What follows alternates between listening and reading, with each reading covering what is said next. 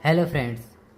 पिछले लेक्चर में हमने देखा था कि फिजिकल वर्ल्ड भौतिक जगत क्या होता है, फिजिक्स कितने प्रकार की होती है, क्वांटम फिजिक्स क्या होती है, मॉडर्न फिजिक्स क्या होती है। इन सब के बारे में हमने पिछले लेक्चर में देख लिया है।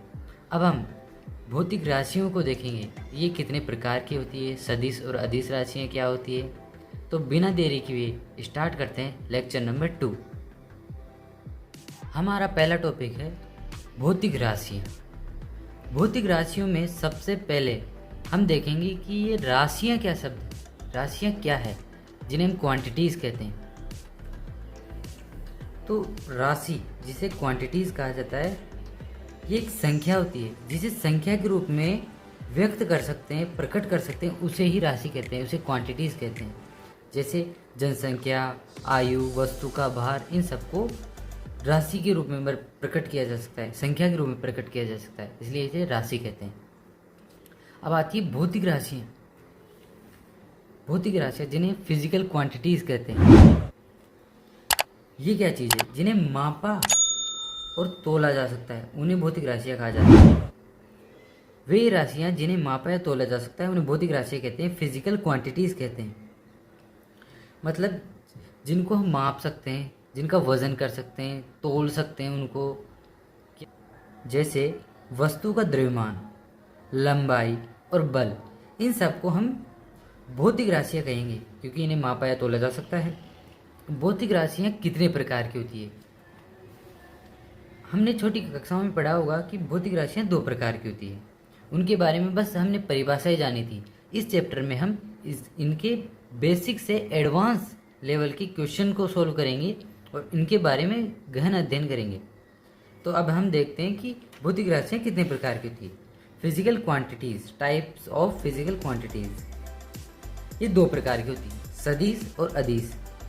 सदिश राशियों को वेक्टर क्वांटिटीज़ कहा जाता है और अदिश राशियों को स्केलर क्वांटिटीज़ कहा जाता है। अब देखते हैं कि सदिश राशियाँ क्या होती हैं। सदिश वेक्टर क्वांटिटीज़ वे भौतिक राशियाँ जिनमें परिमाण के साथ साथ दिशा की भी जरूरत होती है, यानी परिमाण की जरूरत तो होती है, साथ में दिशा भी बतानी होती है, और जो योग के निश्चित नियमों के अनुसार जोड़ी जा सकती है, उन्हें सदिश राशियाँ कहते हैं। मतलब जैसे कोई व्यक्ति आपसे सवाल पूछे कि आपके घर से आपका विद्यालय कितनी दूरी पर है, तो आप उसको क्या उत्तर देंगे? आप बोलेंगे कि मेरा विद्यालय मेरे घर से 5 किलोमीटर की दूरी पर है। अब वो व्यक्ति आपके घर से 5 किलोमीटर दूर चला गया, उसको आपका विद्यालय नहीं मिला। वो इस साइड चला गया तो भी आपका विद्यालय नहीं मिला, वो इधर चला गया तो भी आपका विद्यालय नहीं मिला। उसको किस चीज़ की एक और ज़रूरत है? उसको दिशा की ज़रूरत है। उसको बताना होगा कि मेरा विद्यालय मेरे घर से 5 किलोमीटर दूर पूर्व दिशा में स्थित है, तो वह व्यक्ति अपने डेस्टिनेशन तक पहुंच पाएगा। तो इसमें क्वांटिटीज़ तो है, इसके साथ दिशा की भी जरूरत पड़ी, इसलिए ये एक भौतिक राशि है। अब देखते हैं अदिश राशियाँ।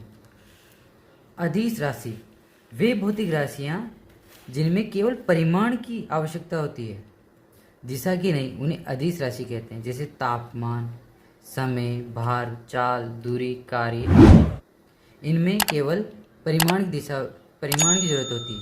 जैसे समय, तो आपसे अगर कोई समय पूछेगा तो आप बताएंगे 5 बज चुके हैं। आपसे कोई ये नहीं पूछेगा कि कौन सी दिशा में 5 बज चुके हैं। इसमें केवल परिमाण की जरूरत पड़ी, इसलिए ये अदिश राशियाँ हैं, इसमें दिशा की आवश्यकता नहीं है। मात्रक, ये मात्रक क्या होता है? हमने देखा होगा कि हर वस्तु, हर जो फिजिकल क्वांटिटीज़ होती है, भौतिक राशि, उसके पीछे एक मात्रक लगा होता है। जैसे 5 किलो, अब तो हम जानते हैं कि 5 जो कि परिमाण है और किलो ये एक मात्रक होता है। इसकी हम परिभाषा देखते हैं। किसी राशि के मापन के निर्देशक मानक को मात्रक कहा जाता है। मतलब जिस परिमाण के पीछे जो उसको प्रदर्शित करने के लिए मानक, निर्देशक मानक लगाया जाता है, उसे ही मात्रक कहते हैं। और मापन, ये मेजरमेंट क्या है? मापन किसी दी हुई राशि की उसके मात्रक से तुलना करने की क्रिया को मापन कहा जाता है। कि मात्रक के प्रकार, मात्रक कितने प्रकार के होते हैं? मात्रक दो प्रकार के होते हैं। मूल मात्रक जिसे फंडामेंटल यूनिट्स कहा जाता है, और व्युत्पन्न मात्रक यानी डेराइव्ड यूनिट जिन्हें ड्राइव करते हैं, ड्राइव्ड यूनिट्स। ये मूल मात्रक क्या होते हैं? मूल मात्रक फंडामेंटल यूनिट्स मूल राशियों को व्यक्त करने के लिए प्रयुक्त मात्रों को मूल मात्रक कहा जाता है। अब ये मूल राशियाँ क्या होती हैं, इसके बारे में हम वीडियो के एंड में देखेंगे। इसके कुछ उदाहरण हैं, जैसे लंबाई, ये मूल मात्रक है। समय, द्रव्यमान के मात्रक क्रमशः मीटर, सेकंड, किलोग्राम होते हैं। ये मूल राशियाँ हैं, इनके ये मात्रक हैं जो मूल मात्रक कहलाएंगे। और अब आते हैं व्युत्पन्न मात्रक, ड्राइव्ड यूनिट्स। व्युत्पन्न राशियों को के मात्रकों को व्युत्पन्न मात्रक कहते हैं। जो व्युत्पन्न राशियाँ होंगी उनके मात्रकों को हम व्युत्पन्न मात्रक कहेंगे। जैसे बल, न्यूटन, ये बल का मात्रक क्या होता है? न्यूटन। दाब, दाब का मात्रक पास्कल होता है। इसका एक और मात्रक होता है बार। कार्य, कार्य का मात्रक जूल होता है। मात्रक पद्धतियाँ, सिस्टम ऑफ यूनिट्स, ये क्या होती है? ये 3 प्रकार की होती है। CGS पद्धति, FPS पद्धति, MKS पद्धति और SI पद्धति। CGS पद्धति को सेंटीमीटर, ग्राम, सेकंड पद्धति भी कहा जाता है, और FPS पद्धति को फुट, पाउंड, सेकंड पद्धति कहा जाता है। MKS पद्धति को मीटर, किलोग्राम, सेकंड सिस्टम कहा जाता है। SI पद्धति जिसे इंटरनेशनल सिस्टम ऑफ यूनिट्स कहा जाता है। आजकल हम सब SI यूनिट्स को ही काम में लेते हैं। SI यूनिट्स लगभग MKS पद्धति के समान ही है। पहला है CGS सिस्टम। इस पद्धति में लंबाई, द्रव्यमान तथा समय के मात्रक क्रमशः सेंटीमीटर, किलोग्राम तथा सेकंड होते हैं। जो CGS जो पद्धति है, इसमें हम मात्रक, जो लंबाई का मात्रक लेंगे, उस लंबाई को हम सेंटीमीटर में मापेंगे, और द्रव्यमान जो वजन होगा उसे हम किलोग्राम में मापेंगे, और समय को हम सेकंड में मापेंगे।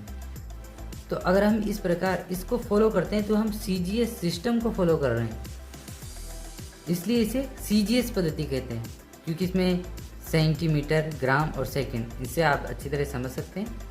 इसे फ्रेंच या मीट्रिक पद्धति भी कहते हैं। ये मोस्ट इम्पोर्टेंट है, ये आपसे ऑप्शनल सवाल में पूछा जा सकता है कि फ्रेंच या मीट्रिक पद्धति किसे कहते हैं। अब हम देखते हैं सेकंड नंबर पे है FPS system. FPS system foot, pound, second system. इस पद्धति में लंबाई, द्रव्यमान तथा समय के मात्रक क्रमशः फुट, यानी लंबाई को फुट में मापा जाएगा, और द्रव्यमान को पाउंड, पाउंड एक पद्धति, एक मात्रक सिस्टम है, और समय को हम सेकंड में मापेंगे। तो अगर हम इसको फॉलो करते हैं तो हम FPS सिस्टम को फॉलो कर रहे हैं। तो हम देखते हैं कि अब MKS सिस्टम क्या है।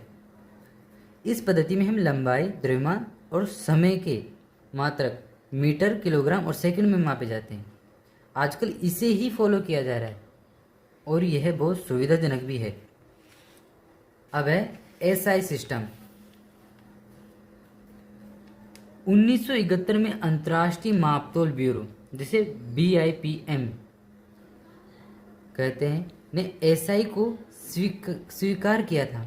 SI यानी system of international system of unit. वास्तव में यह एक MKS पद्धति है, मतलब इनडायरेक्टली हम इसी को फॉलो कर रहे हैं, इसी का नाम चेंज करके SI यूनिट्स रख दिया गया है। MKS पद्धति को ही संशोधित एक परिवर्तित रूप, इसी का ही संशोधित, यानी इसी में कुछ थोड़ा बहुत मॉडिफाई करके ऐसे करके SI यूनिट्स कहा गया है इसको। इसमें 7 मूल मात्रक हैं तथा 2 संपूरक मात्रक है। अब मूल मात्रक और संपूरक मात्रक क्या होते हैं, अब हम इसको आगे जानेंगे।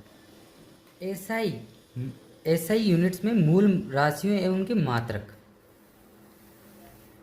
मूल राशियाँ, आप देख रहे हैं मूल राशि क्या है और उनके मात्रक और प्रतीक भी देखना है। हमको सबसे ज़्यादा इनके प्रतीक और मात्रक याद होने चाहिए, इनके बिना हम आगे कुछ भी नहीं कर सकते। ये पूरी फिजिक्स में ही बहुत ज़्यादा काम आएंगे। तो हम देखते हैं सबसे पहले मूल राशियाँ जो कितनी है, वो 7 मूल राशियाँ हैं। इनको अच्छी तरह से याद होना चाहिए आप। पहली है लंबाई, इसका जो मात्रक होगा metre, SI units. SI units में इसका मात्रक मीटर में है, इसको मीटर में ही मापेंगे हम। लंबाई का मात्रक है मीटर, इसको हम स्मॉल एम से प्रदर्शित करेंगे। द्रव्यमान, जिसका मात्रक होगा किलोग्राम, केजी, केजी लिखेंगे इसका प्रतीक। समय, इसका मात्रक है सेकंड, स्मॉल एस से इसको डिनोट करेंगे। ताप, इसका जो मात्रक है वो होगा केल्विन, के से इसको प्रदर्शित करेंगे। ज्योति तीव्रता, ये ज्योति तीव्रता क्या है? प्रकाश की तीव्रता, उसी को ज्योति तीव्रता कहा जाता है। इसका मात्रक कैंडेला होता है, CD से इसको डिनोट करते हैं। फिर है विद्युत धारा, क्लास 12th में हम विद्युत धारा के बारे में बहुत ज़्यादा पढ़ेंगे। इसका मात्रक होता है एम्पियर, इसको कैपिटल A से डिनोट करते हैं। फिर है पदार्थ की मात्रा, जिसको मोल से डिनोट करेंगे, MOL। ये केमिस्ट्री में बहुत ज़्यादा प्रयोग आता है। अब है संपूरक मात्रक क्या होती है? संपूरक मात्रक में है रेडियन। रेडियन एक कोण को डिनोट करते हैं, हम इसको कोण है ये एक तरीके का। किसी वृत्त की त्रिज्या के बराबर लंबाई के चाप द्वारा उसके केंद्र पर बनाया गया कोण एक रेडियन कहलाता है। इसका प्रतीक RAD, रेड है। हम पहले कोण को डिग्री में मापते थे, पर हम SI यूनिट्स में इसे रेडियन में मापेंगे। ये अधिकतर मैथ वाले बच्चे अधिकतर अच्छी तरह समझ पाएंगे इसको। π/2, π/6, जैसे हम 60 डिग्री को π/3 लिखते हैं, तो वो रेडियन में माप रहे हैं हम उसको। फिर आता है स्टेरेडियन। ये क्या है? स्टेरेडियन एक ठोस कोण है जो कि गोले के पृष्ठ का एक भाग, जिसका क्षेत्रफल गोले की त्रिज्या के वर्ग यानी उसकी जो रेडियस होगी उसका स्क्वायर कर दो के बराबर है, गोले के केंद्र पर अंतरित करता है। मतलब किसी जो हमने एक शंकु बनता है उसके टॉप पर एक कोण बनता है, घन कोण बोलते हैं उसको हिंदी में, घन कोण। उसको स्टेरेडियन में मापा जाता है। इसको SR से प्रदर्शित करते हैं। आप यहाँ पे अच्छी तरह देख पाएंगे कि एक शंकु टाइप है, ये शंकु है। यहाँ पर जो कोण बन रहा है यहाँ पर बिल्कुल गोल होगा, उसे स्टेरेडियन कहा जाता है। इसको हम SR से डिनोट करते हैं।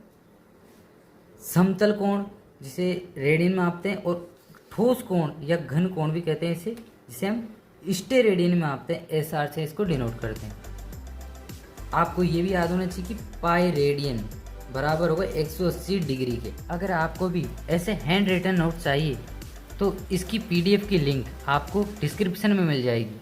उसके लिए आपको चैनल को सब्सक्राइब करना होगा, आप उसके बाद इस PDF को डाउनलोड कर सकते हैं। Thank you.